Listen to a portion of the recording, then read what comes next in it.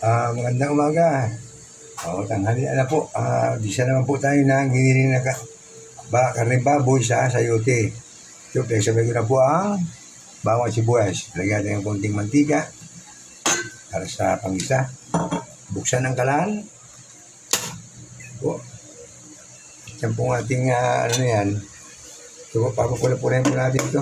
Makasabay na yung mantika at saka sibuyas. Yan na po, baby brownish na po yung yung sibuyas at bawang. Lagyan po natin ang kunting asin para pintado.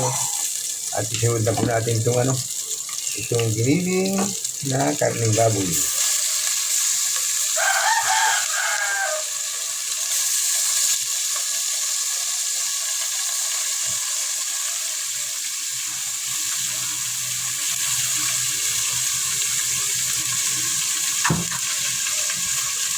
Tapos po ay haluin para yung asin, bawang at sibuyas ay humalo sa giniling na karneng baboy.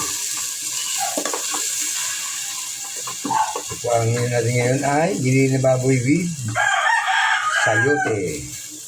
Tapos po ay takpan po muna natin para po yung karneng giniling na baboy.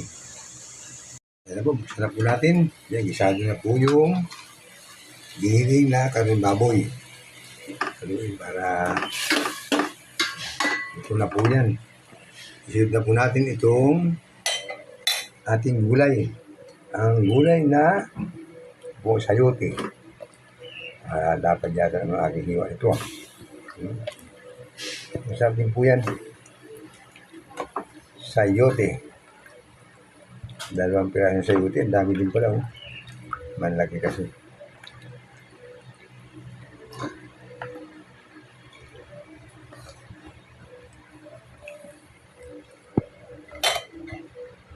Tapos po ay haluin para yung sayote at giniling na karneng baboy ay maghalo sila.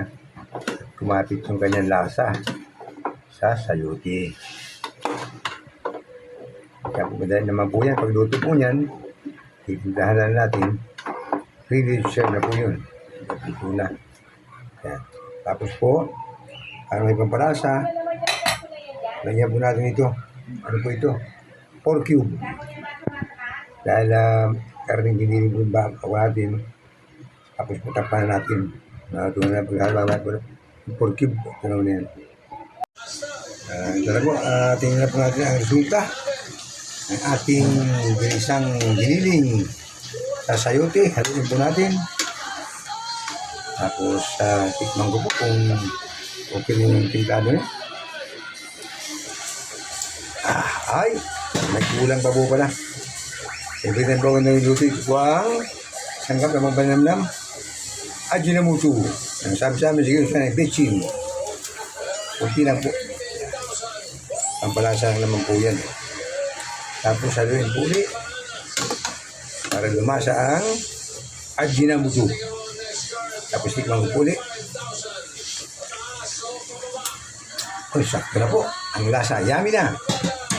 Sa mga gusto mong matuto na pagluto, sa mga simpleng luto po, paki-like and share lang po ang aking videos. Tapos paki-followers din po ninyo aking YouTube channel. Ang pangalan po doon ay Rick Vlog. Salamat po.